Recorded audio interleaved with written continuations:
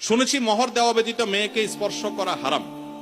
তাহলে যদি মেয়ের বাবা বা মেয়ের পরিবারের লোক এই পরিমাণ মোহর ধার্য করে যে ছেলের পক্ষে দেওয়া সম্ভব নয়, তাহলে এই অবস্থা ছেলের করণীয় কি? হ্যাঁ, বুঝছি আমি, প্রশ্ন কমন পায়ে পড়ে গেছে, এই তো।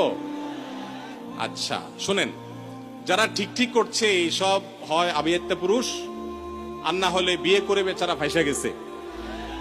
শুনেন, ভালো করে শুনেন। প্রথম কথা হলো যে মোহর দেওয়া ছাড়া স্ত্রীকে স্পর্শ করা হারাম, এই কথা ভুল। প্রশ্নে যিনি লিখেছেন এটা সঠিক কোনো কথা না। মোহর ধার্য করলে সেটা দিতে হবে বাধ্য। আল্লাহ বলেছেন ওয়াতুন নিসা সাদুকাতিহিন্না নিহলা, তোমরা তোমাদের স্ত্রীদের মোহর পরিশোধ করে দাও, এটা তাদের প্রাপ্য অধিকার, এটা দিয়ে দিতে হবে, এটা ক্লিয়ার। তবে সে দেওয়াটা আপনি নগদে দিতে পারেন, পরেও দিতে পারেন। তবে মেয়েরা একটা মাসালা জানে না। যদি মেয়েরা এই মাসালা জানতো, বাসর ঘরে ঝুলে ফেলতো আপনাদেরকে। মাসালাটা হলো, যদি কোনো মেয়ে দাবি করে যে মোহর যা ধার্য হয়েছে, আপনি আমার স্বামী, সবই ঠিক আছে, আগে মোহর ফেলেন তারপরে সামনে আগান, এটা যদি কোনো মেয়ে বলতে চায়, ইসলাম তাকে সম্পূর্ণ সেই অধিকার দিয়েছে। কিন্তু আমাদের সমাজে মেয়েরা মাসআলা আমার কাছে শোনার পরও বলবে না। এটা কেন বলবে না?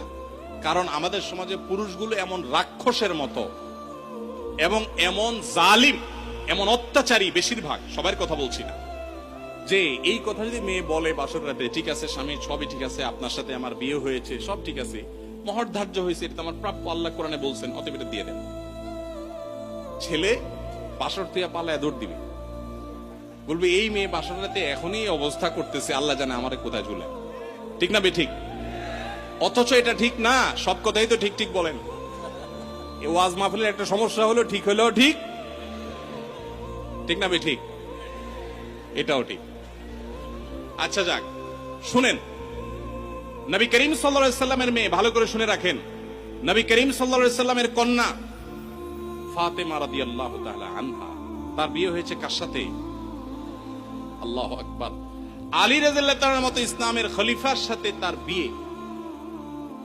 ফাতেমা রাদিয়াল্লাহু তাআলা আনহা তার বাবা নবী করিম সাল্লাল্লাহু আলাইহি সাল্লামকে বলেছেন, বিয়ে হয়েছে আব্বা, ঠিকই আছে, বাট আমার দাবি হলো মোহর যেটা ধার্য হয়েছে সেটা যেন আমাকে আগে পরিশোধ করে দেওয়া হয়। আজ আমাদের সমাজে মেয়েদের সে অধিকার দেই আমরা? এই সমাজের সবচেয়ে বেশি অবিচার আমরা পুরুষরা মেয়েদের প্রতি করে থাকি। বিয়ে করেছেন আর মোহর পরিপূর্ণ পরিশোধ করছেন, এরকম বাপের বেটা যারা, তারা হাত তোলেন। কয়টা বাপের বেটা দেখছেন